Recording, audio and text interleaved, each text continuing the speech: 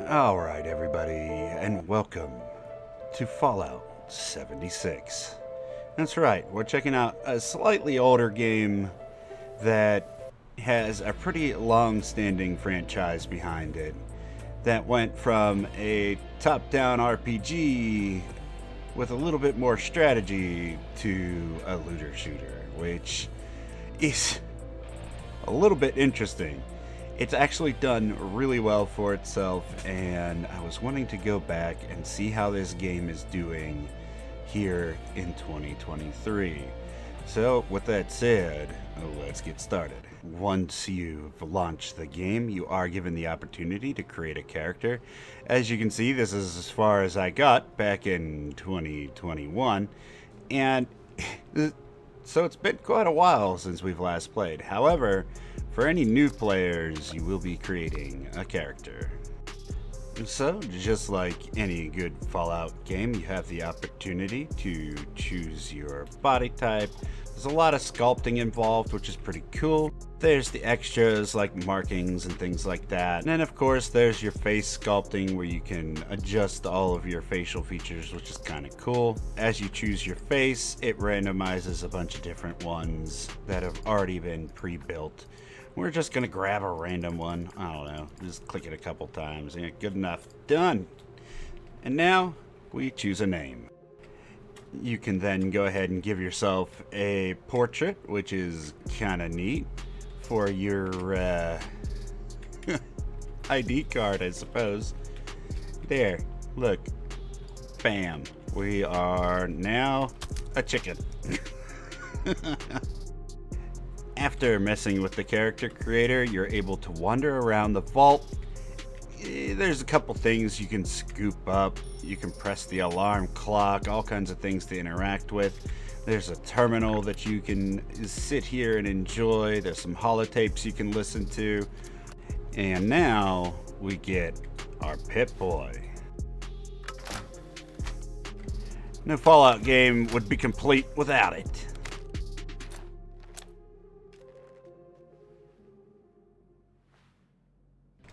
Very nice. We got our HUD, which is kind of a drab color, but I believe you can change that.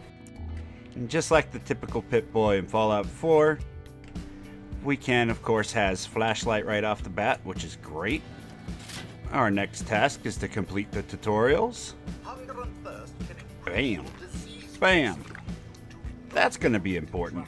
One of the key things with Fallout 76 is going to be your camp. Definitely gonna want that. It is now time to choose our perks. They do the same thing as in Fallout. Well, any Fallout game, to be honest. Yet your strength, you can hit things harder with melee. You can carry more, you can see further, you can hear things more clearly. You can see enemies on your compass. The endurance will allow you to sprint and heal and use action points better. Charisma lets you talk your way out of situations. You have your intelligence for hacking and a little bit of extra experience gain. And then, of course, your agility. This will help you with your VAT system. Then, of course, you have your luck, which does a bunch of crits and may even find you some extra loot. And so, we've made it out of the vault for the first time. Now there are a couple quests that we can start on immediately. There are a few enemies in the area that we can go and deal with and attempt to get a weapon, because right now this is all we have. But I'm sure we'll get a lot of really good things down the road. So one of the things I wanted to take a look at was the VAT system. Now, it works a little bit differently in this game, considering that you can't pause and quit time. For this game, the VAT system works a little bit different, considering you cannot pause the game with so many players online. For example, if I push the button here, it will just auto-track the target for me. I can just spam the attack button and it will go ahead and do the thing for me. Or, if I switch to a melee weapon, and then you'll just sort of jump to the target. But this only counts for melee. You will, of course, come across other players' camps, and they do have vending machines set up. You can purchase things from other players or put your items up for sale. You can use their benches, assuming that they leave their house open, to craft and do anything that you need. One of the more important benches you're going to want to get is this Tinkerer's Workbench, which you'll find out in random locations throughout the map. You can go into this and scrap a lot of the things that you find, reducing your weight. You can store your items within this bench, and if you ever want to retrieve them, there are stash boxes that you can take these items out and use them for whatever you need. Another way to use this bench is you go into the crafting portion of the menu and you click on bulk. This will allow you to take items that you have a lot of in your inventory, like I have here with leather, and using plastic, you can wrap it up into a nice bit of much lighter resource. Once you've returned to base, you can drop all that stuff off, unbulk it, and use it to craft your other benches, decorative items, and build yourself a base here, much like this player has done. The real issue with being overburdened like I am here, as seen by that little weighted symbol down there in the bottom right, as you're walking around, it uses your stamina in order to even move. You can sprint, which will deplete it faster, on top of the fact that you cannot fast travel anywhere while overburdened. So you're going to want to hit any workbenches that you can find, scrap any armor or weapons, scrap any items that you don't need. Now, as far as the scrapping items are concerned, there's a few things that you need to keep an eye out for. There will be some items that you can place down on the ground for decoration, including like little teddy bears if you want to put them into some display cases. There's even light bulbs that you can find laying around, and these light bulbs are actually used in certain recipes. So while scrapping things is important in order to keep yourself unburdened, make sure that you're very selective about scrapping certain items to avoid, getting rid of items you need for recipes. One thing to note about scrapping weapons and armor: as you scrap them, you will occasionally unlock new recipes that you can then use to modify future versions of that particular weapon. So you're going to need a lot of them, and don't be shy about getting rid of them. Oh, it is now time to build our first camp. Now, when choosing a location, things I look for are usually like, there's a plant over there I could harvest that's rare. There's water where I can put down some places to gather up water for purification. There's areas where you can plant crops, as well as a couple resources that you can get rid of to bolster your supplies. And we're able to put some defenses up. Like, I could block off the end of this bridge in order to be a little bit safer from attack. And so now that you've chosen a location, you can now place down your little camp bench here. As you can see, all of the green area there is as far as our base will extend. We can go ahead and spin and rotate all the things, which is nice. And then accept. Bam! There you go. Very, very easy.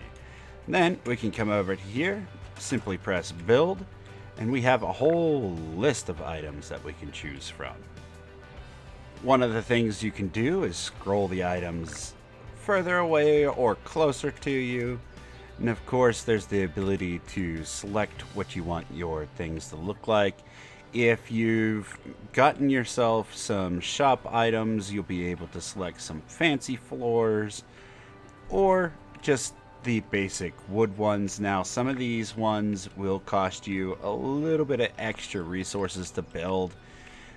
You can earn some of the cash shop monies in order to make yourself something nice.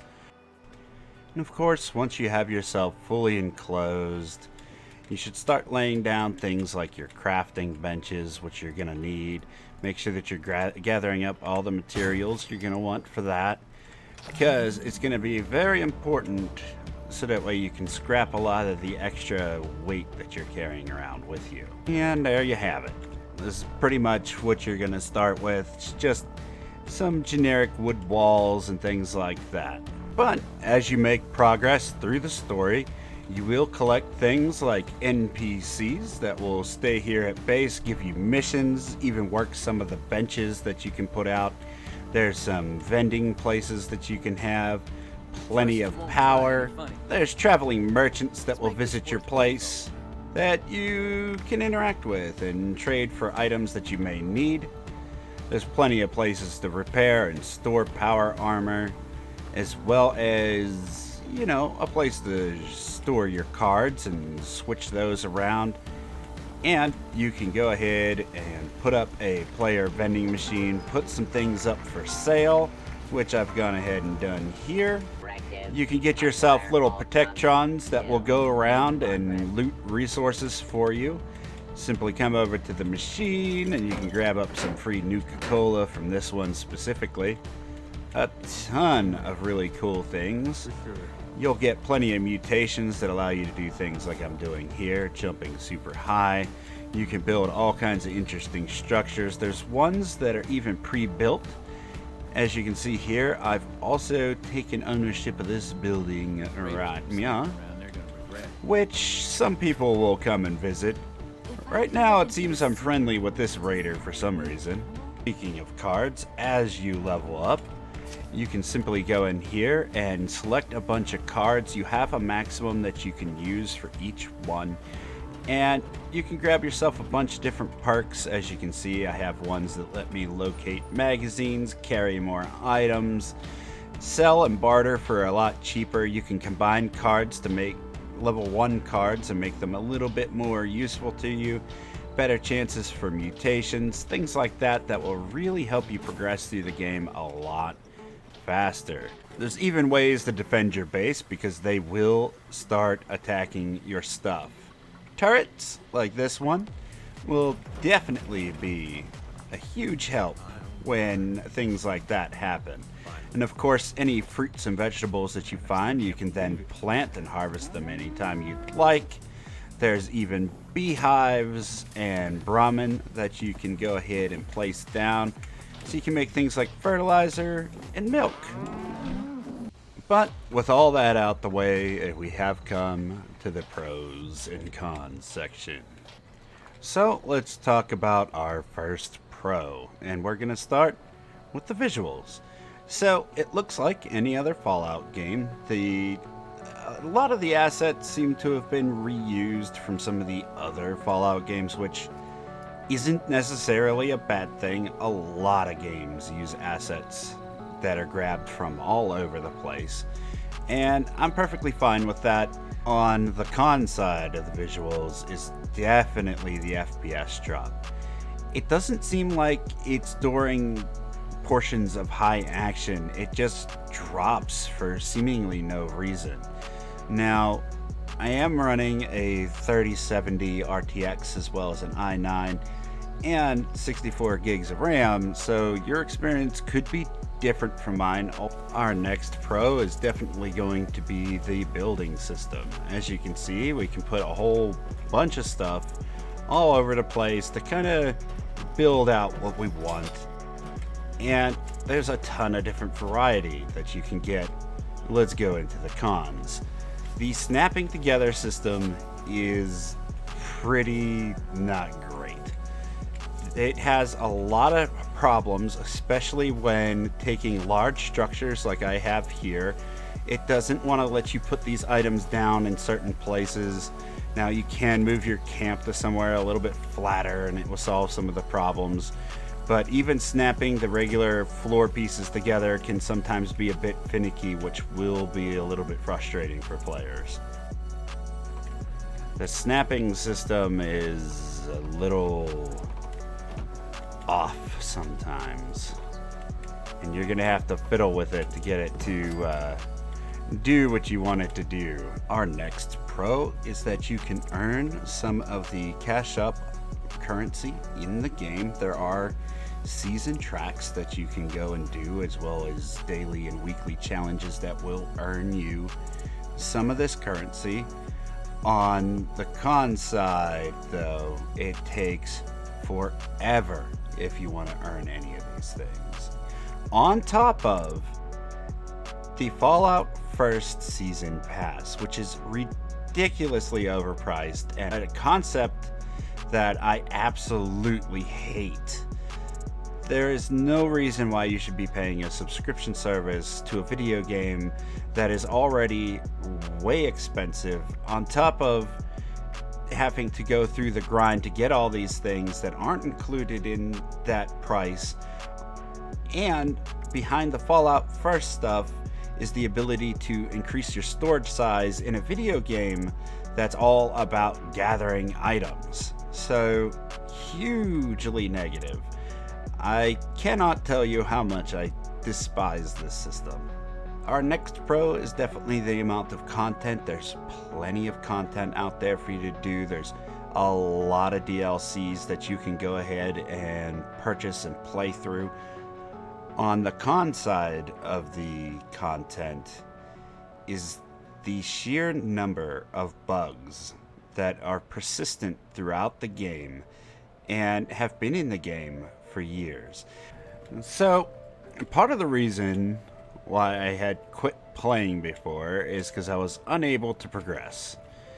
Now, what's supposed to happen is this door is supposed to be opened once all the NPCs get through the door and you interact with this person.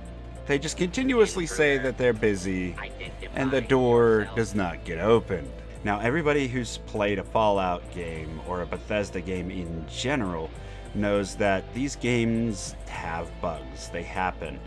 And they're kind of a running meme at this point. A lot of them are minor. You'll see some hitching here and there on some of the enemies. If you have any latency, the enemies will teleport all over the place. The VAT system gets a little bit messy in an open world situation with multiplayer.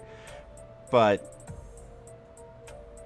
the fact that you cannot progress through the main story because the NPCs won't do what you need them to do is highly frustrating.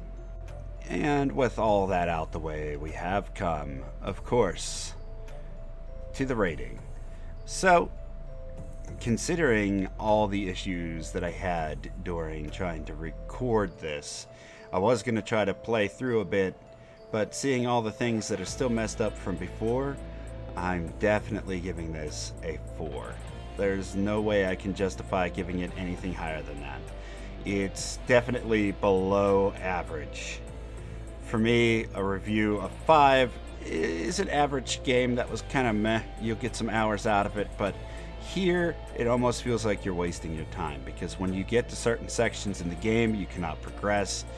The sheer number of bugs that are still in the game, on top of difficulties with building your base, those are easily overlooked, but I cannot get past the fact that we cannot progress through the story. I stopped playing because I couldn't progress through the story. And the story is the main reason that I wanted to play a Fallout game to begin with. I think the concept of making it an MMO was a failed idea. I think multiplayer in a Fallout game could still work.